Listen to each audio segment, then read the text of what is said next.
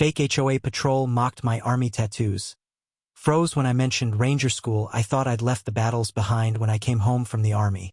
But one quiet afternoon, standing outside my own house, I realized a new kind of war was waiting. Not overseas, but right in my neighborhood. A man in a cheap HOA security vest strutted up like he owned the block, sneering at my army tattoos and tossing out threats like candy. He didn't know who I was. He didn't know what those tattoos meant. But the moment I mentioned ranger school, everything about him changed. He stopped cold. And that's when I knew this wasn't about rules. This was about respect. It started with the sound of gravel crunching in a way that didn't feel right. Too slow, too deliberate. I was out front watering the patchy strip of lawn I'd been trying to revive, wearing an old army PT shirt and cargo shorts. Just a regular afternoon, nothing fancy. That's when I noticed the white SUV creeping down the street. It had magnetic stickers slapped on the sides. Something that vaguely resembled a security logo but clearly wasn't official. The lights on top looked like they were bought off Amazon, and the windows were tinted a little too dark for comfort. The guy driving was in his late 30s or early 40s, sunglasses on even though the sky was overcast. He had this smug little smirk, the kind that just screams insecurity wrapped in authority. The car rolled to a stop right in front of my driveway. I looked over, confused, thinking maybe he was lost or needed directions. But he didn't even roll down the window right away, just sat there staring at me like he was sizing me up. Eventually, he got out. Black tactical boots, cargo pants, and a cheap-looking vest that said HOA Patrol in blocky white letters. No badge, no name tag, just attitude. He adjusted his belt like he was about to draw a weapon, except the only thing on his belt was a walkie-talkie and a can of pepper spray. He took a few slow steps toward me, standing with his chest puffed out, chin raised a little too high. I didn't move. I faced worse men with real weapons in places where walking out alive wasn't guaranteed. This guy was playing dress-up. Without introducing himself, he immediately launched into a monologue about recent violations in the neighborhood. Talked about reports of non-resident individuals, loitering and improper use of driveways. I just stared, trying to figure out what he was talking about. Then he gestured toward me, specifically my left arm, where my ink was clearly visible. A detailed piece that marked my unit, deployment, and years of service. He said something like, "We've been told to keep an eye on suspicious markings, gangs and all that." That's when I realized this wasn't just about made-up HOA rules. This was personal, or at least he was trying to make it that way. The way his eyes narrowed, the half-smile curling up like he'd caught me doing something wrong. It was all theater. He wanted to provoke me. Maybe he thought I'd get defensive or start shouting so he could radio someone and feel justified. Maybe he thought I'd be intimidated. Instead, I asked for his name. Calm, direct, nothing aggressive. That threw him off for a second, but he quickly recovered, saying it was Officer James, which I seriously doubted. I asked for identification. He waved his hand and said something about how HOA security isn't required to show ID because we all live here. I asked again. He ignored me and kept walking slowly around my driveway, scanning my car, peeking into my garage like he had any right to do so. By this point, my neighbors were starting to peek through their blinds. I caught a curtain twitching from the corner of my eye, but no one came out. No one said anything. I understood why. Nobody wants to get involved when someone in a vest with a clipboard acts like he has legal power. That's the trick. They use just enough language, just enough appearance of authority, that regular people hesitate. He started scribbling something down on a notepad. Asked me what I was doing in this property. As if I didn't belong here. I told him I was the homeowner. He raised his eyebrows, then said he'd need to verify that. Like I was supposed to hand over personal documents to a guy with no credentials. He glanced again at my tattoos, this time more pointedly. Said something about unregistered residents with military-style markings. That's when it clicked for me. This wasn't a routine check. He'd targeted me the moment he saw the ink, assuming whatever narrative suited his power fantasy. Maybe he'd watched too many cop dramas, or maybe this was his sad little hobby. Either way, it was clear this wasn't about HOA policy. This was about him making me feel small. But he didn't know me. He didn't know anything about the path I'd walked to get here. He kept looking at my arm like it was a threat, like the ink itself gave him some reason to feel nervous or entitled. The tattoo on my left forearm isn't something flashy or decorative. It's a symbol of everything I went through. Every day I pushed past exhaustion and fear to become something more than average. The skull and dagger, the airborne wings, the date in small black numerals underneath. It's all etched into my skin like a record of where I've been. Most people, when they see it, nod or ask respectfully what it means. Not this guy. He stared like he was trying to decode it for evidence of criminal activity. You know, a lot of gangs use stuff like that now, he said, trying to sound casual but failing miserably. Makes it hard to tell the difference sometimes. I didn't respond right away. I was too busy watching his hands, watching the way he angled his body like he wanted to make himself look bigger. He wasn't trying to protect the neighborhood. He was trying to protect his ego, and the tattoos gave him an excuse to poke at something he didn't understand. He gestured at my other arm, which has a quote inked in simple, faded letters. "You get those in prison or something?" he said, chuckling like it was some kind of joke. I stayed quiet, letting the silence make him uncomfortable. He was fishing for a reaction, trying to pull something from me that would validate his twisted view of authority. The longer I stayed silent, the more irritated he seemed to get. He started pacing, tapping his pen on the clipboard in that annoying, rhythmic way people do when they want to assert dominance through sound. He cleared his throat and said, "I'm going to need you to remove your sunglasses when I'm speaking to you." I wasn't wearing any. I just blinked at him. He wasn't even paying attention. He was running off a mental script, one he'd probably used on others before me. But this time, it wasn't going to play out the way he expected. Then came the line that really told me what this was all about. "You military guys think you can walk around intimidating people just because you served." He said it with this sneer like he thought he was saying something brave, like calling out a veteran was some badge of honor. But I didn't flinch. I just stared back at him and let him keep digging. He pointed to the ink again like he was trying to build a case. "That skull. What does that stand for? Some kind of death squad thing?" The ignorance in his voice was sharp. He clearly had no idea what he was talking about. He was lumping everything together like all military service was some vague, dangerous entity. He saw a ranger tab and assumed I was part of a militia. He saw a unit number and thought it was a gang code. He didn't ask, he accused. It wasn't just offensive. It was embarrassing. Watching this man flail around in a role he didn't understand. The irony was that he wore fake authority like a costume and then tried to challenge real service with it. He acted like my tattoos were some form of rebellion when really, they were marks of discipline, sacrifice, and pride. He circled around to the other side of the driveway again, still pretending to look for some kind of violation. "We've had complaints," he said vaguely, "about suspicious individuals, unlicensed vehicles, loud behavior. I'm not saying it's you, but..." He let the sentence trail off like that made his implication any less obvious. I glanced toward my driveway where my truck sat, plates up to date, nothing out of the ordinary. He was reaching, looking for anything to justify the power trip he'd already committed to. Then he made a show of clicking his pen, looking back down at his clipboard. "Name?" he said. "Need to log who I spoke to." I didn't give it. Not yet. I wanted to see how far he thought he could go. He tried again. "Look, we just need to verify that people in the neighborhood are safe." That word, safe, he used it like a weapon, like my presence, my tattoos, my silence somehow equaled danger. What stood out most was that none of this was about policy. He never quoted a rule. He never mentioned a specific complaint or gave a name. He only saw what was on my skin and made a decision based on that. He saw ink, muscle memory, quiet posture, and decided I was a threat. Not because I did anything, but because I didn't shrink when he showed up. Because I didn't panic. Because I didn't explain myself like I owed him something. ChatGPT said. The moment he started questioning my right to be there, everything clicked into place.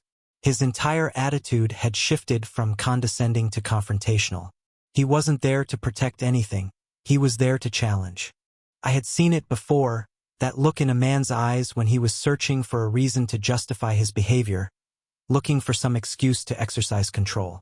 And now he'd convinced himself I didn't belong in my own neighborhood. He stood at the edge of my driveway, arms crossed like a low-rent drill sergeant, scanning every inch of my property with theatrical scrutiny. My truck, my lawn, the American flag I kept on the porch. All of it now seemed to offend him. "So, do you live here, or are you just visiting someone?" he asked, as if I were loitering. I told him I was the owner of the home. He nodded, but not like he believed me. More like he was logging a lie for his imaginary report. Then he pulled out his phone and started pretending to input something. "What's your name again?" he asked. I didn't give it. He paused, gave me that raised eyebrow look, then slowly turned toward my front door like he was about to knock. I stepped between him and the house. "Unless you've got a reason, you're not walking up there," I said flatly. He chuckled, fake and forced, trying to make it seem like I was overreacting. "Just doing my job," he said. But even he knew he wasn't. That's when he started poking at other angles. "There's been some activity around this area. Noise complaints, unauthorized parking, loud music. You wouldn't happen to know anything about that, would you?" I could almost admire the performance. He was grasping at every vague neighborhood nuisance he could come up with, hoping one of them would stick. When I didn't bite, he went for the passive-aggressive route. "Look, I'm not saying it's you, but some of the residents have raised concerns about a certain presence around here. Military guys sometimes come back with a lot of stress. You understand. That's what did it." The way he said presence, like I was some shadowy force he had to monitor. Like he was trying to plant the idea that I didn't just live here, but that I was a disruption to the peace of the neighborhood. I could tell he thought that line was clever. He had no idea how dangerous it was to assume things like that about someone you don't know. He asked if I could show proof of ownership, maybe a lease or a deed. Just casually, like it was totally normal for someone with no legal authority to demand personal property documents in a driveway. I asked him if he had any paperwork to back up his so-called patrol. Of course he didn't. He fumbled through his vest and produced a laminated card that looked like it had been printed at a library. It had the HOA logo, a name, probably fake, and a made-up title that said Neighborhood Enforcement Associate. I'd seen more official-looking credentials on mall security. Still, he kept up the act. "Just trying to keep the area safe," he repeated, like it was a script. "With so many outsiders coming through, we've had to be a little more proactive." I asked him who he meant by outsiders. He hesitated just long enough to reveal his intent. He didn't mean strangers. He meant people like me, people who looked like they didn't fit the image of the neighborhood he wanted to patrol. He gestured vaguely toward my license plate and asked if the truck was registered in my name. I told him it was. He didn't believe me, of course. He walked around the back of it, squinting at the numbers like he could memorize them for some kind of official report. He wrote something down. Then he started glancing toward the other houses, as if hoping someone would back him up. But all the windows stayed closed. Curtains barely moved. No one was going to step out and vouch for either of us. I stood still, arms crossed, watching him work himself into a corner. He'd expected a different kind of reaction from me, maybe defensiveness, maybe compliance. But I didn't flinch. That's what really threw him. I wasn't hostile, just grounded.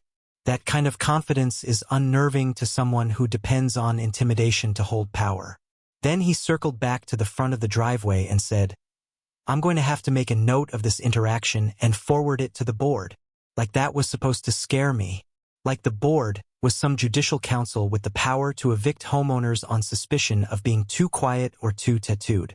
The absurdity of it all would have been funny if it weren't so familiar. Because this wasn't just about him. This was about what happens when someone with no authority pretends to have it, and the system around them allows them to keep pretending. I let the silence do some of the work for me because agitation feeds guys like this. Slow breath in through the nose, eyes level, shoulders loose, hose still dripping on the grass. If he wanted a scene, he was going to have to build it alone. "You said you were documenting this?" I finally said. "Mind if I document it too?" I pulled my phone out and tapped record. His chin twitched.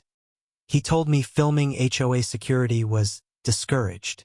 I asked if it was prohibited. He didn't answer. I angled the camera so both of us were in frame, date and timestamp running, the fake patrol SUV clearly visible in the background with those magnetic decals starting to curl at the corners. He shifted to procedure talk, trying to outpace the recording. Sir, I just need to confirm status of occupancy for the report. I nodded. Great. Show me the section in the CC and RS that says you can request proof of ownership curbside. He blinked behind the sunglasses.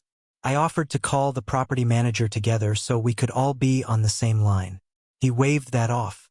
The more specific I got, the less certain he sounded. Calm works like sandpaper on bad authority. Every pass strips away a layer of bluff. He tried to reassert control by stepping closer, toe right on the water line where the hose had darkened the concrete. Look, I'm not trying to hassle you, he said, voice lower. But we've had complaints about military guys throwing weight around. I tilted my head. Which military guys? He shrugged. Just reports.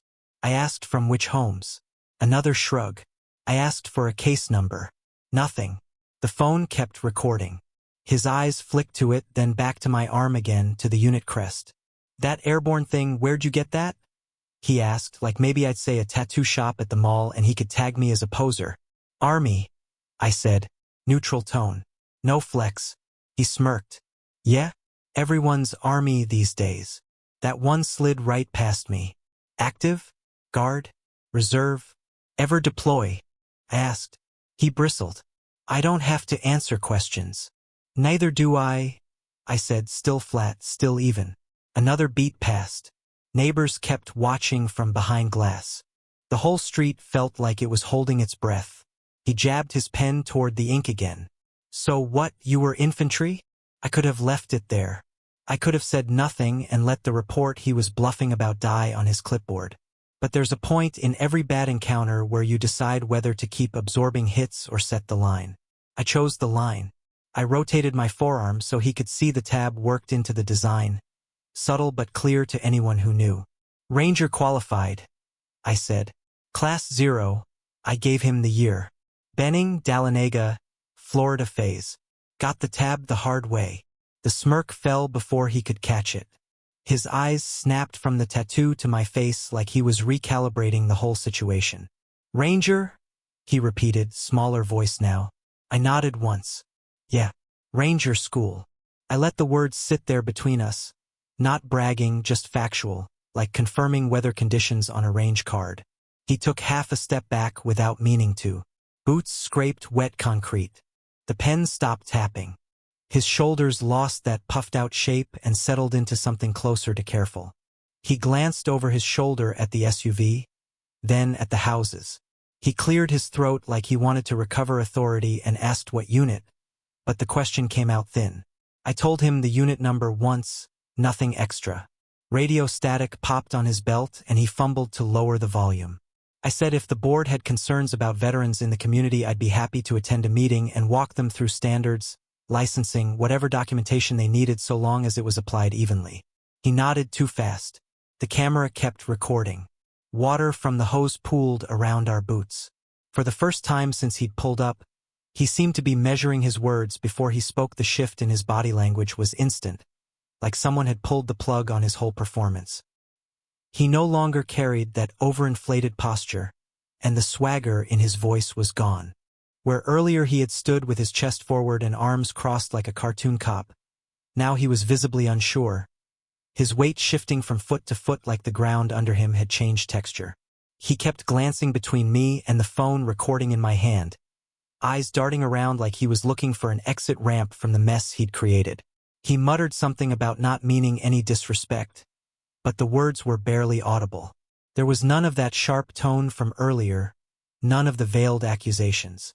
Just a guy realizing he might have crossed a line with someone who wasn't going to take it lying down. He started talking fast, trying to fill the silence with excuses about protocols and safety checks, hoping that if he spoke enough, it would distract from the fact that he had absolutely no idea what he was doing. I could see it all playing out on his face. The regret, the second-guessing, the panic thought that maybe this was the one time someone would push back harder than expected. Maybe he thought I'd report him.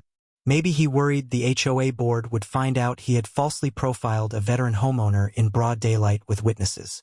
Whatever it was, his voice was quieter now, and the arrogance was gone. "I didn't know," he said at one point, almost apologetically. "You know, about the ranger thing."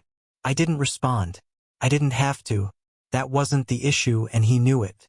It wasn't about the tab or the badge or the school. It was about the way he'd made assumptions based on a tattoo and a stare. If I hadn't said anything, if I just stood there and let him steamroll the conversation, he probably would have filed a fake report and gone about his day like he was some kind of neighborhood sheriff. The funny thing was, it wasn't even about needing him to respect my background. I didn't need praise or recognition, or for anyone to stand and salute me. What I needed was to be treated like a human being, a neighbor, someone with the same rights to peace and privacy as anyone else on the block. But that was never the plan for him. He came looking for something to challenge, and when he saw the tattoos and the silence, he thought he'd found an easy target. He tried to steer the conversation back to general community concerns, as if he hadn't just spent 15 minutes treating me like an intruder in my own yard. He asked again if I'd noticed any strange vehicles around, if I'd seen unfamiliar faces in the area. It was all a clumsy attempt to pretend we were working together now, like we were on the same side. I let him talk, but I wasn't giving him anything. Letting him stew in the awkwardness felt like the right kind of justice at that point. Eventually he stopped talking and just stood there. You could tell he didn't know how to end the interaction. No ticket, no warning, no report. Nothing. Just the weight of his own embarrassment pressing down on him like body armor 2 sizes too big.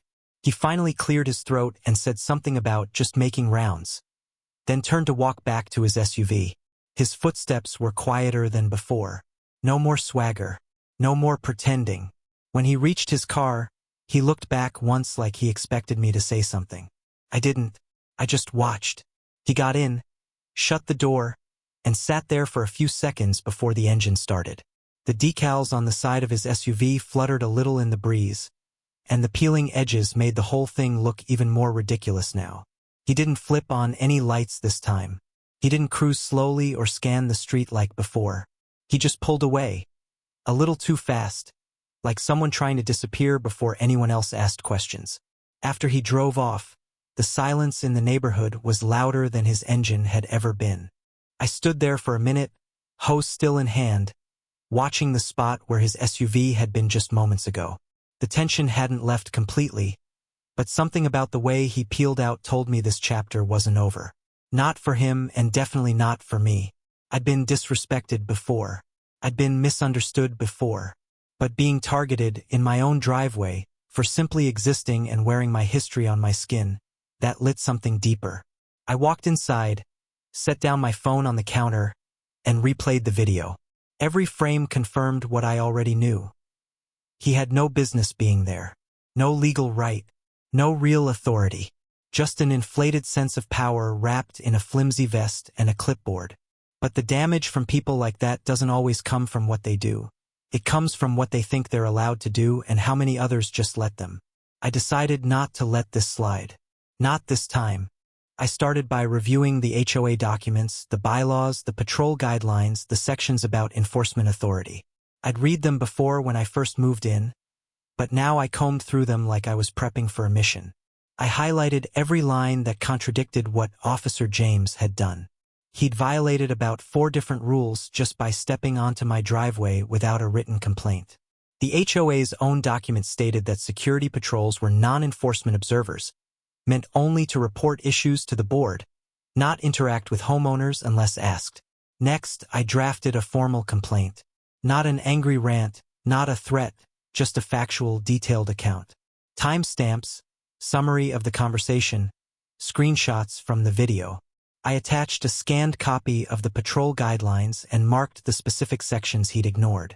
I also added a paragraph about the specific tattoos he questioned and the significance they held, not to ask for sympathy, but to make it crystal clear that his assumptions had crossed a personal line.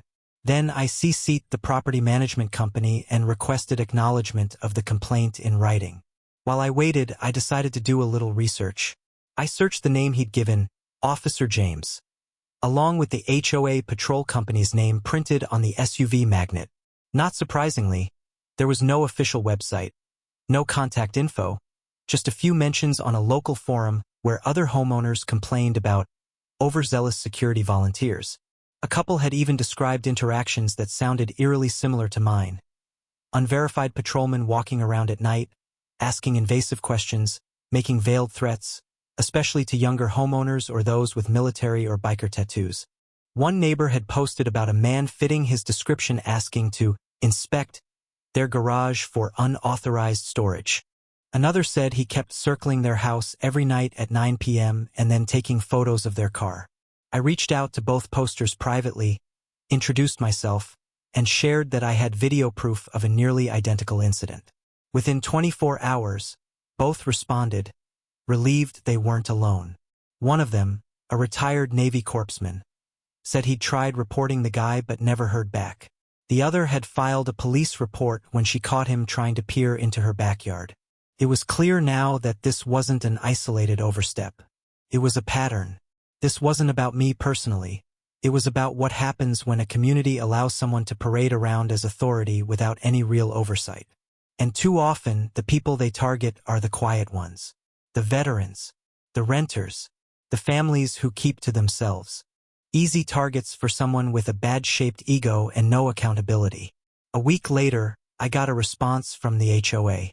They said they were reviewing the situation, thanked me for the footage, and said the patrol company had been temporarily suspended pending review. I wasn't naive enough to think that solved everything. But it was a start. It meant someone had been forced to look at what was happening, to see what kind of fear and discomfort had been quietly spreading through our neighborhood under the guise of safety. So I printed the complaint and pinned a copy inside the lid of a binder marked HOA Incidents. I started a paper trail, not because I wanted revenge, but because I understood something now. In the Army, we tracked every move, logged every checkpoint, because details mattered when lives were on the line.